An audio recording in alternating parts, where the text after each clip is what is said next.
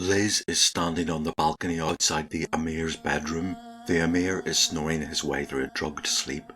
Liz has a satchel filled with his wife's gaudy but very valuable jewels. She swings herself over the balcony edge and climbs down the wall. She jumps onto a terrace and, crouching behind a rampart, makes her way to the edge of the Emir's palace. Below her is a fragrant garden with a pool at the centre. It has an avenue of fruit trees of a type that Liz had never even knew existed, and there are flowers with large garish blooms whose scent she can smell from here. She had spent several days in Yalarim as a guest in these gardens. She was the pretty, exotic young woman from far-off lands. She had gossiped and giggled with the princesses who looked after her. They had spent their days dressing Liz up in their clothes like she was a doll, lounging in the shade, listening to the palace musicians. Despite their frivolity, these young women were well educated and accomplished. They could speak several languages, they knew the meanings of the planets, and were talented musicians in their own right. Liz avoided any conversation that would reveal her own humble origins. In fact, it was she who kept the atmosphere frivolous on purpose. In truth, they probably found her dull and tedious. Now she will never be able to show her face in Yalarim again. The moon is up. She curses this, but it would cast shadows and she could flit between these. Eventually she drops down into a narrow street. It is hemmed by tall, smooth, blank walls. Behind these are similar palaces and gardens of other emirs. She creeps unseen through these silent streets, turning a corner left here, then another one right there, always making her way downward. The opulent buildings get replaced by fine houses. She sees her first revellers. Drunken merchants and their families leave homes they had been invited to for a night's feasting. There is many a farewell to the host, followed by some strange blessing. Liz couldn't speak the language, but she had had such farewells translated for her. The blessings weren't for her, as she slips by unnoticed. Downward she goes. Fine homes, in turn, are replaced by modest housing and eventually squalid slums. The streets here never sleep. Drunkards shamble home, beggars call out for a coin to get a bed, and out of open windows comes the sound of several arguments that have reached the shouting stage. They may even end in death. Somewhere in the dark, a woman gives a blood-curdling scream that suddenly stops. Liz covers her face with a scarf, as she will stand out as a foreigner. She finds the tavern she needs. She can't read the name, but recognises the green and yellow awning in front. It backs onto the city walls. She dips her head through the low doorway and enters. Liz wakes up. She isn't in a palace in Yalarim.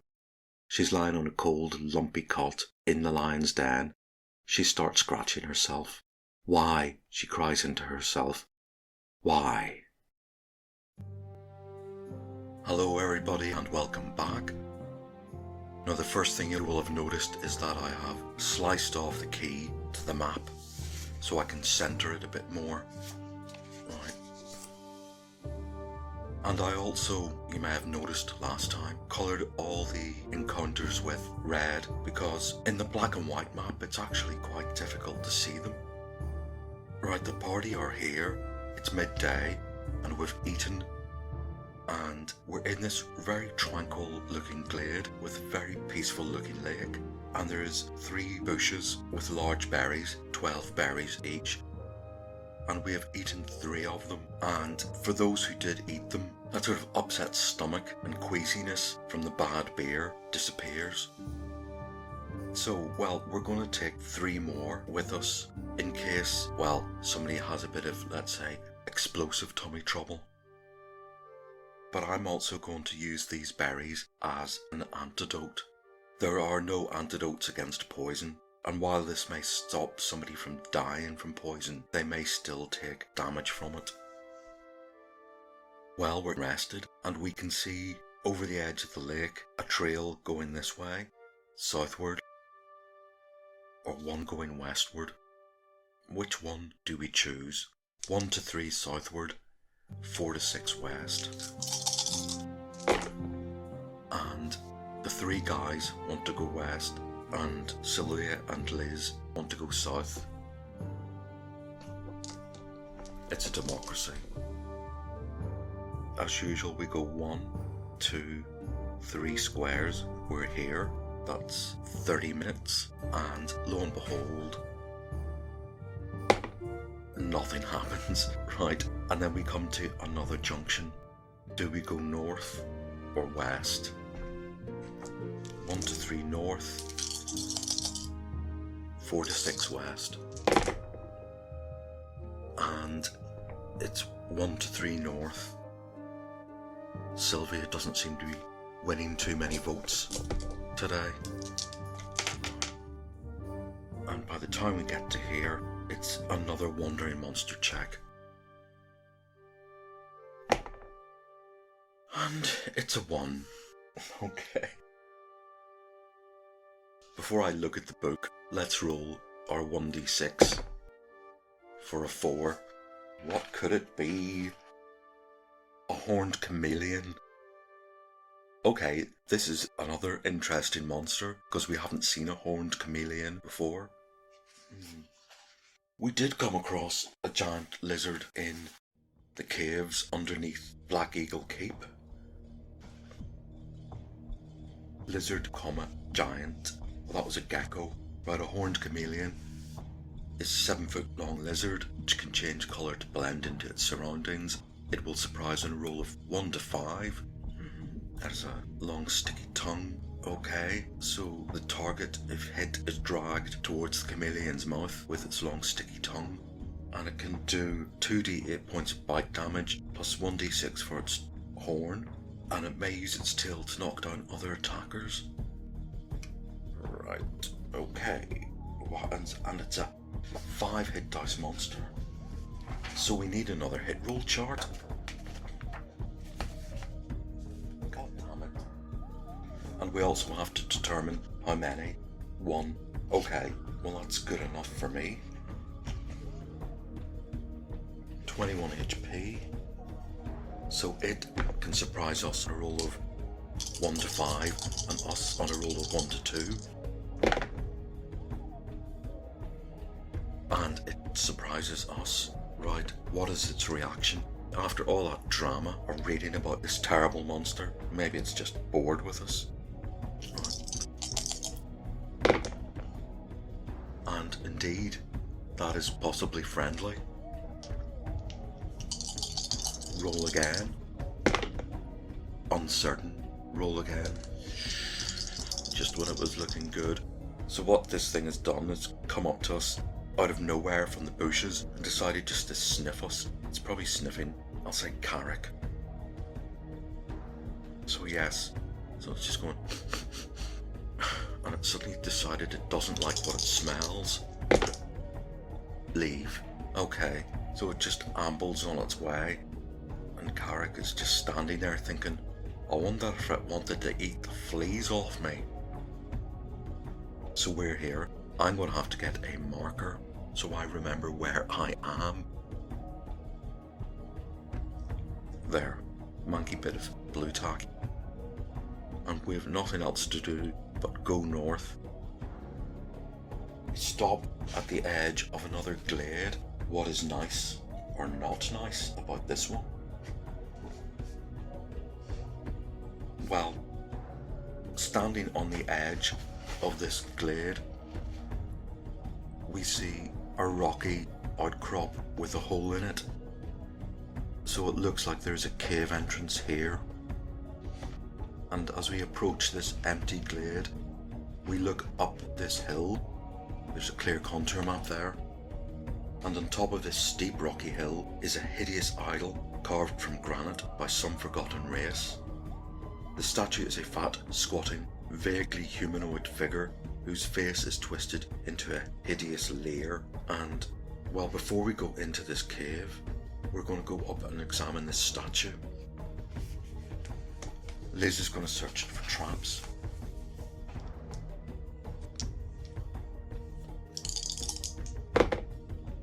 She doesn't find anything. And of course, statues tend to have jewels for eyes. And these eye sockets are empty. Yes, it once had jewels for eyes. They've gone. So we decide to move over the clearing. and we're standing outside this cave debating whether or not we need to go in. Remember, we have no idea what this hobgoblin or orc raid will look like. Are they amassing in a cave? Could well be. Are they amassing in a ruin? Well, again, could well be. So we have to explore all possibilities. This cave may be one room, or it may be an entire network. So we'll discuss that for a few minutes and prepare ourselves. Okay, the party are wondering whether or not they should continue with this adventure, or are they merely just pawns in a game played by the immortals?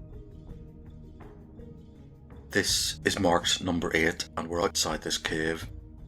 And while experience has shown us that caves can be quite labyrinthian and also have hordes of orcs and goblins, so it seems appropriate to assume that maybe this orc horde or hobgoblin horde, we haven't even established what it is yet, could well be in this cave. So we're going to go in. And this is cave 8 here. And as you can see, there are several caves, but I haven't actually bothered to check which one belongs to where, so a slight element of surprise for me too.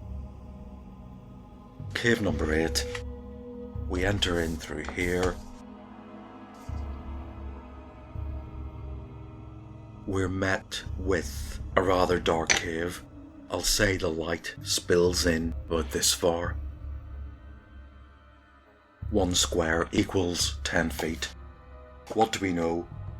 Okay, it's an empty cave and the boulders litter the floor. Walking around them is difficult. Calculate movement through this cave is half the normal rate for dungeons.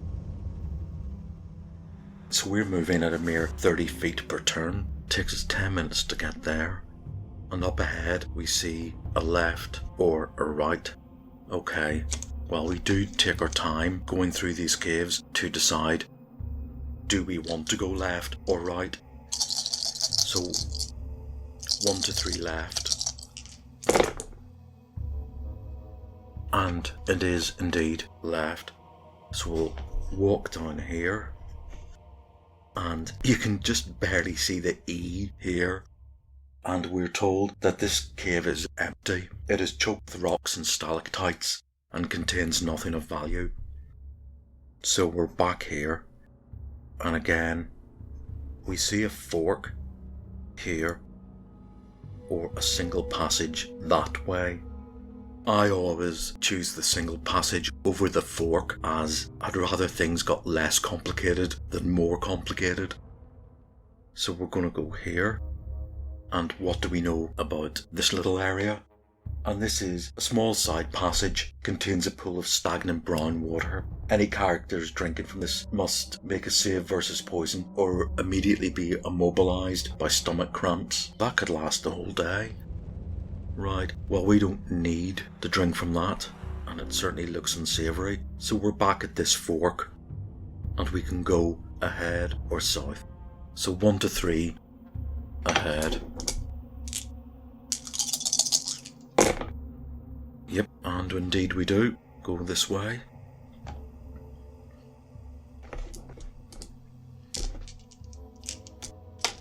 And we're into yet another empty cave. This place looks like a busted flush as far as our mission is concerned. So we'll go back here and, well, this is our one last passage. From the point of view of the party, this could be the opening up into the labyrinth, and there may be another, well, 50 orcs waiting for us. So let us creep forward. In fact, let us see if Liz can stealth.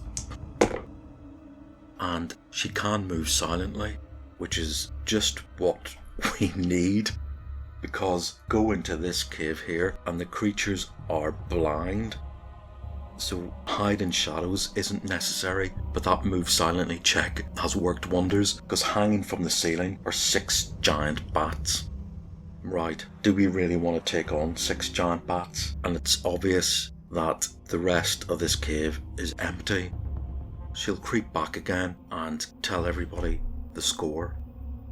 And do you know what? We're just going to leave them. I don't see why we want to fight 6 giant bats.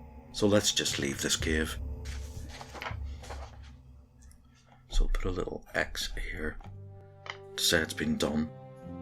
Right, so we're in this clearing with this evil idol glaring at us.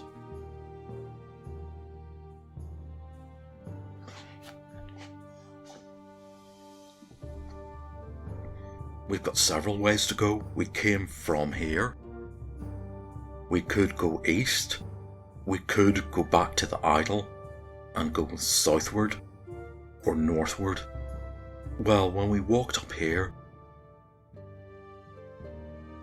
this is all dense forest. It's not like we can see from it where we were to here. We can't. Okay, let's do 1 to 2 north, 3 to 4 south, 5 to 6 east.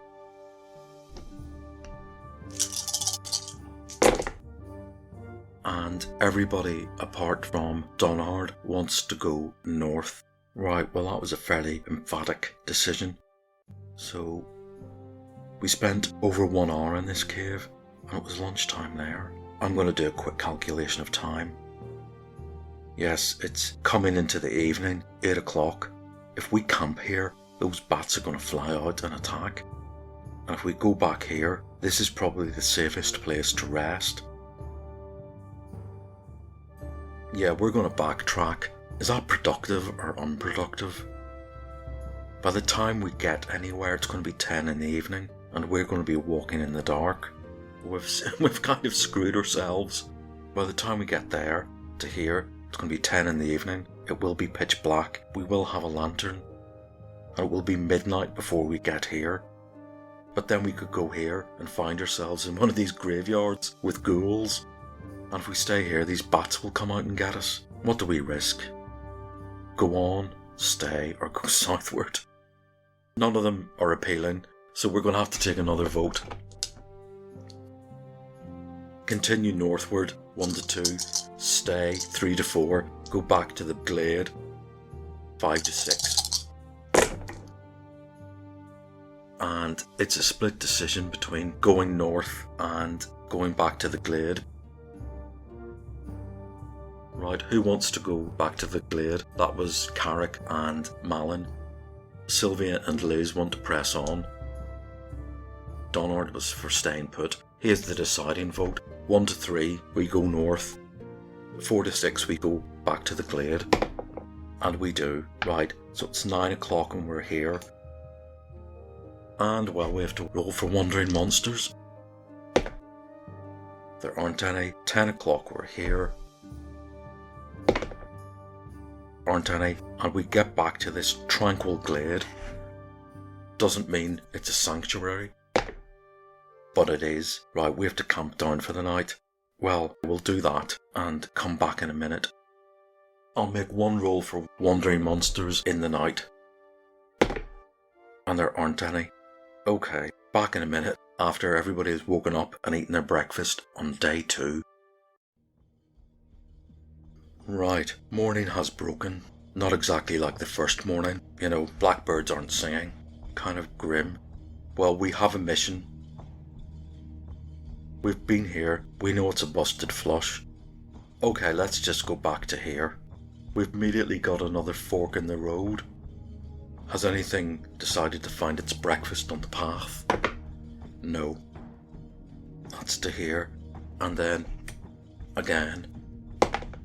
Nope. Right, we're quite lucky. So are we going to go westward? Or north back to the giant bat cave? Okay, let's roll again. Now you will have noticed that these trails have essentially turned this outside area into a large dungeon crawl, and I quite like that. Previously in the Keep on the Borderlands, we would have had to walk for several squares and then done a decision, should we go north, south, east or west, or northwest, northeast, etc. in what was a grid crawl. But because we follow these trails, we have these should we go left, should we go right type of decisions, which is what you get in a dungeon. So should we go north back to this area and press on, or should we go westward? and 1 to 3 north. And it is indeed 4 to 6 west.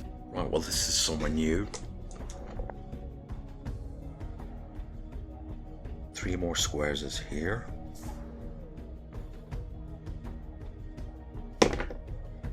Nope. 3 more is here. Oops. So it's already mid-morning and we come to yet another junction. And this one is quite short. We can see that this path ends in yet another clearing. Right, can we see anything in this clearing, or can anything see us? This clearing rests on the edge of a large pond. The shoreline of the pond has been turned into a muddy mess. An odour of carrion hangs in the air. Okay, well if we can't see something we can smell it. The grass in the clearing has been trampled flat and several shoddy tents and huts are visible at the far end. Okay.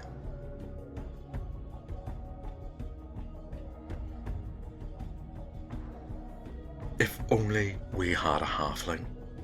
We're going to go at half speed through these trees and we can see here several hobgoblins. We can't see how many. We know it is more than 3, possibly more than 6. And well, this is kind of what we're here to do.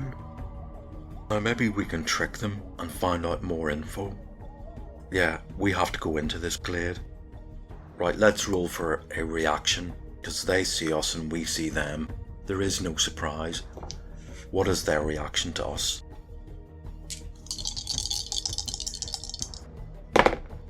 And that's not good. That is possibly attack. Roll again.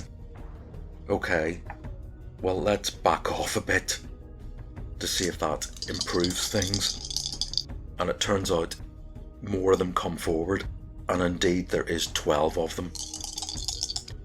Not what I wanted. 6. Attack. Okay, that was decided for us. There are 12 hobgoblins. What these books do is they will give you the hit dice for each one, because somebody has diligently rolled these up according to the rules.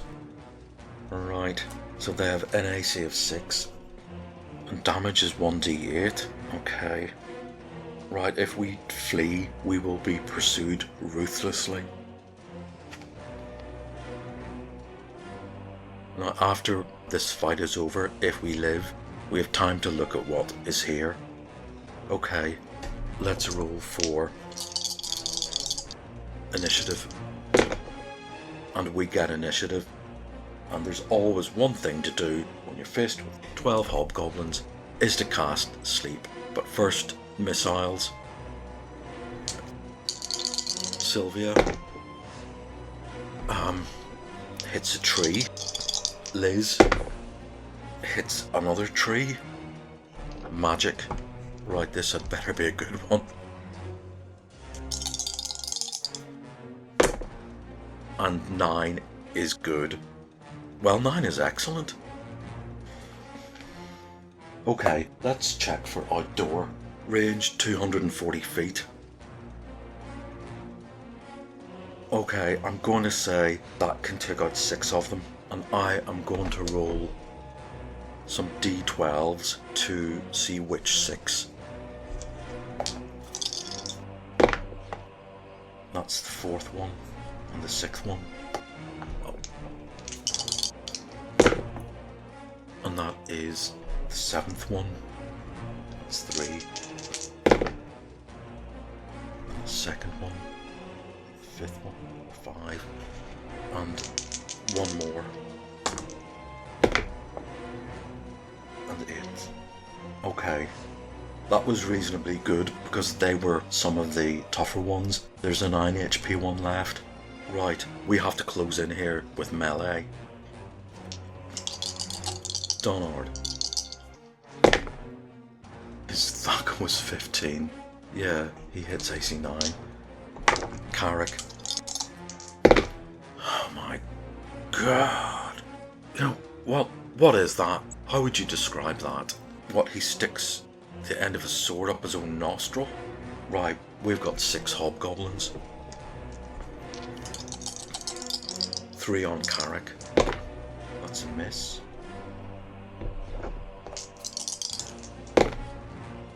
That's a miss. And that's a miss. And 3 on Donard. They need an 18 or more. That's a miss. That's a miss. And that's a miss. Right, round 2.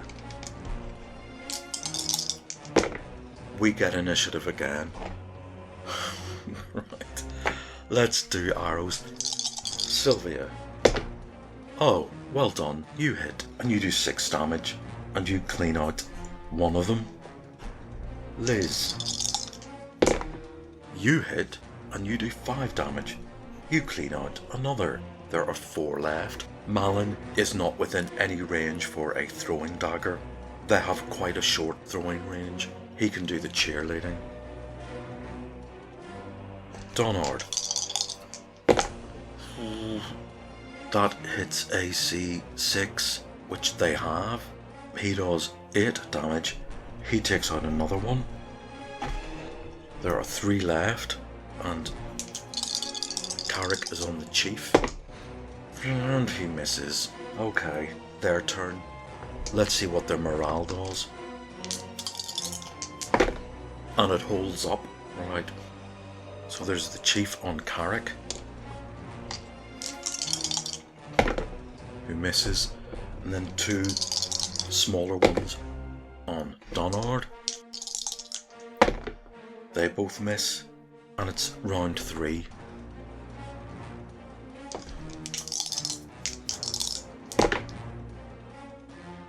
And they get initiative. Right. Okay, well they did not surrender. So the one on Carrick misses. The 2 on Donard. 1 misses. The other one misses. Right. Our turn. Sylvia misses. Liz misses. Unfortunately, she doesn't get a short range bonus. Donald misses. And Carrick hits and does 8 damage. So the chief is down to 1 HP. And we have round 4. And they get initiative again. Right. Let's see if the chief fails his morale. Nope, he fights on. And he misses. And that's a miss. And that is a hit on Donard to 22. Whatever. Arago. Sylvia hits. Cleans out one of the ones on Donard. Liz hits. Cleans out the other one. We have the Hob Goblin Chief down to 1 HP. We've surrounded him and we're going to interrogate him about this Hobgoblin or Orc raid. Will he spill the beans? That is uncertain. We'll strip him of his weapons and, well, we'll just put the point of the sword under his chin and push it in further. That is attack. Right. I don't know what his motivation is to not spill the beans, but clearly there is some sort of loyalty going on here. That in itself is quite telling. Right, so he's dead. We finish the deed. He's not going to change his mind. But we have learnt that who leads this organisation has their hobgoblin underlings firmly under control, or they're more frightened of this chief than they are of us. So things might be grimmer than we thought. In fact, it could be possible that these hobgoblins are under some kind of magical thrall which means we might be dealing with somebody who isn't actually a hobgoblin, but a magic user. Is this Bargle? So let's just read up where we are. This hobgoblin camp has been established as a guard post on the hill, and from the encampment, the garrison sends out regular patrols along the trails. This does not affect the wandering monster table. There still will be hobgoblins on the trail. Now there's a bit of a typo here, because it says 3 hobgoblins stand guard and 10 more are at the back, which is 13, yet they give stats for 12. And we're also told that the first round, if we're within 40 feet, they will throw spears. We actually closed in on them and they attacked us with their swords, which was more effective at 1d8 than their 1d6 spears. Now the Hob Goblin Chief, the one with 9 HP, has a sword +1. We've seen several swords +1, and even though all swords will have some kind of different style and pattern to them, they do have a certain nuance which marks them out from a normal sword. Maybe it's the lack of rust, maybe it's the extra ornate work. So this again looks impressive enough for us to keep, even though everybody already has a magic weapon, and indeed Carrick has a sword +2. We're told what will happen if they fail a morale check. They didn't. Let's just investigate these tents, and we find gold, 3d6 gold pieces, and some pretty manky wine. Well, we've already had our fill of skanky beer 2 nights ago.